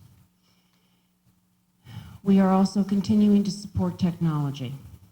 While we have an increase of approximately $26,000 for technology, these items are essential for the maintenance of what we have already invested in. They cover such things as the cost of our internet provider, the cost of BESS. Now, BESS is what sits on our lines and does not allow children to access certain things that we do not want children to access through the internet. It's the cost of our T1 line, and in a audience like this, I don't think many of you haven't heard of a T1 line. That is a faster line than a normal telephone line. We are not planning to ask for more technology for the region through the warrant process this year. We, however, do need personnel support for that technology.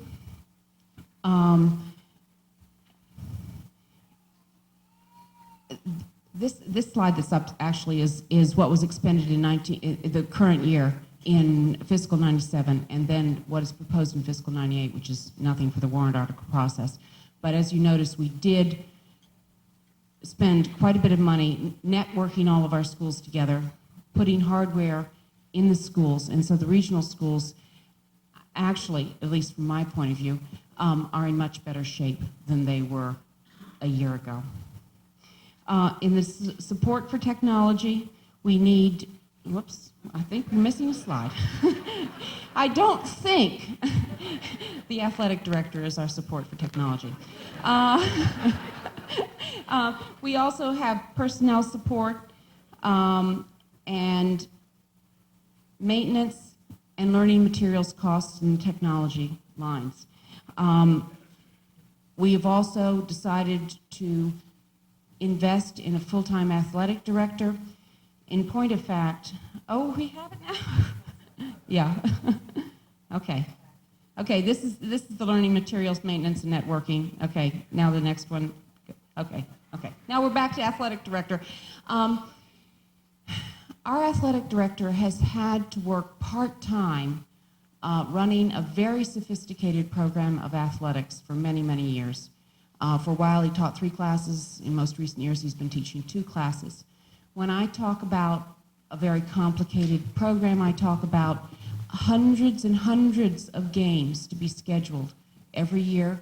I talk about an MIAA requirement that asks that the athletic director be at every home soccer and home hockey game. Our athletic director attends more than 80 games a year. The school committee decided that it was time to be fair with this position and not ask one person to teach 2 classes as well as attend 80 games and schedule hundreds. In this budget, you will see the last group of choice students. As I mentioned, the enrollment increases are coming at the junior high, and that is why we will need more teachers at the junior high and more space at the junior high. We have added 10 new choice students, and choice has already been defined, so I don't think I have to define it again, to the 9th grade, and that will be it. Choice has provided us with quite a bit of income over the years. It has provided us income for empty spaces. We no longer have those empty spaces. However, those empty spaces are being filled by Acton and Boxborough students. So we still have to support the teachers and all of the instructional supplies and everything else that go with those spaces, but it has to come out of our tax dollars now. There's, well, that was the choice slide. We can go back to the choice slide. The choice, as you notice, there is a revenue.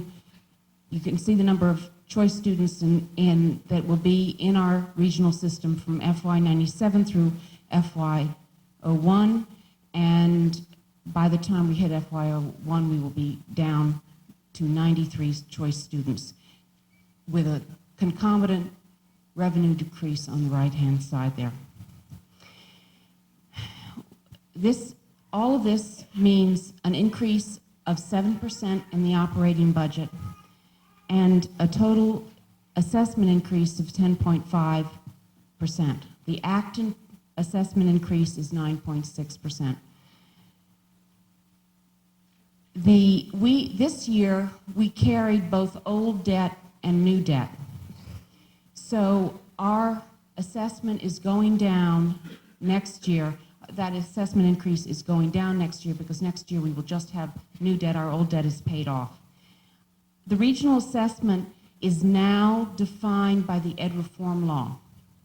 What that means is Acton pays $10,705,000, or we're asking for $10,705,049, while Boxborough pays, or will pay for next year, $2,450,603. If we were allocating the assessments by the regional agreement, Boxborough would be paying about $100,000 less. If we allocated them by the per pupil, Boxborough is about 18%, we're about 82%.